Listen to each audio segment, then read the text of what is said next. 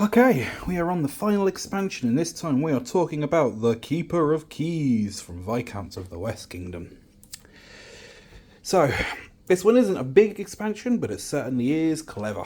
Not big, is clever. So, with this one, there are a few extra things that have been placed during setup. I've left the other expansion on as well, just to denote the fact that it means you can play with both at the same time, or you can play with either one. There's no reason why you can't. So what we've placed out this time is all around here.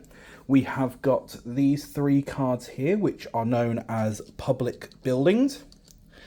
We've got the hero cards, which everyone would get one of in the base game at the start of the game.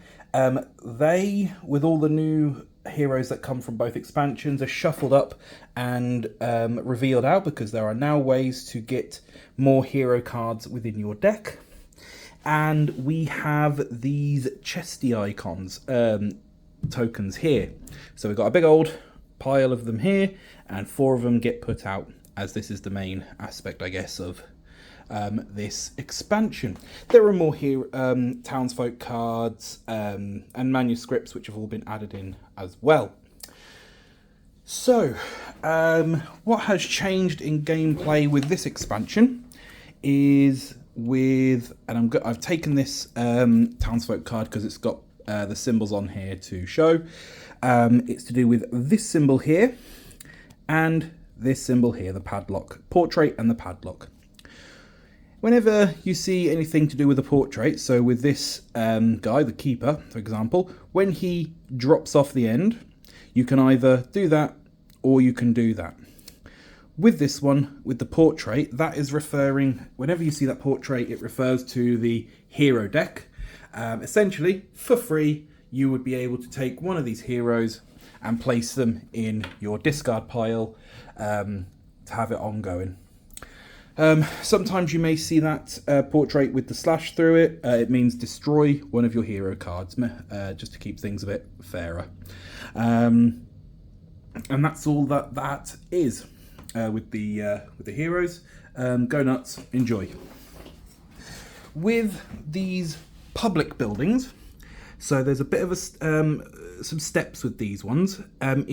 So these are, as the name suggests, public. So anyone is allowed to build these. There are 3 of them, 1 of each. In order to do so, there is a bit of a, I guess, in-game setup.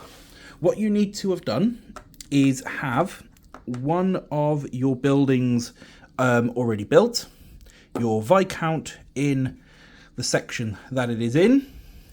You need to have the building symbols that are required. So in this case, 4, which is actually all of them require 1 less than your actual buildings. And what you do is you take the building, you actually replace it from what you've already done. Your one actually goes back and has to cover up any one of, as long as it's in the right section, so trading post, guild hall, workshop. So it doesn't have to, if it took it from that, it doesn't have to go on that one. It could go on, say, that one, but it can't go on a workshop one. But anyway, so you put them back to be used later. You do not activate the space again, but that goes on there. You then take the building card and it goes into your area. Firstly, it's going to provide you with a lot of points at the end of the game by itself. All of them have an instant action and all of them have an ongoing action. So for example, this one here, whenever you hire or destroy a hero card, you get to flip one of your tokens, one of your deeds or your debts.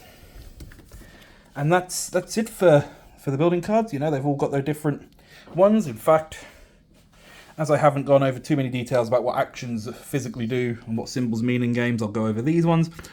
So with this card, 7 points, only takes 2. Instant action, you get to flip a debt or a deed. And whenever you are involved in a collision, you can ignore 1 criminal symbol on your board, and you are allowed to draw a card.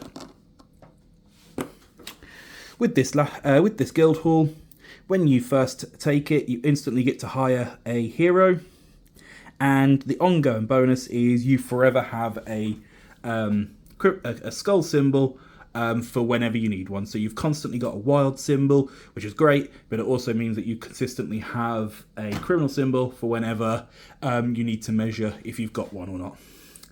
And that is the public buildings.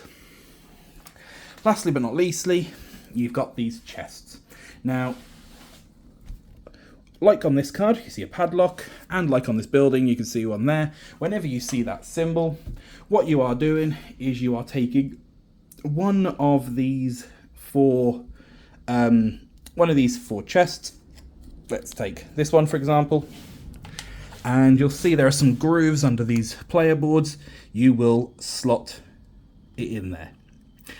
What that is doing is it is giving you the ability to get more out of moving your card into that slot. So for example, if I had that, in fact, you know what, I'm going to put it there. So say I had that criminal there, and then on the next turn, I move it across and I'm playing that card there. Because this card has now got into the same slot as this chest, and because it's saying if you've got a skull symbol, which I do, I get that. So very simply, if there's a skull symbol, boom, I get a gold. That's what that means. And there are many others on here. So for example, let's take this one. And I had that one on there. So, and I've also just placed him. Luckily, that was good, wasn't it? So when I've just placed this guy who has a hammer symbol, so as if for, it's not for each hammer symbol because it only happens once, but for a hammer symbol on this card, it counts as 2. So it just gives you that extra boost with hammers. You can have up to 3 of these. At any point, if you take one and you don't like the one you've got, like, oh, you know what, I'm not really going the criminal way, you can take that away and put the new one in that spot instead.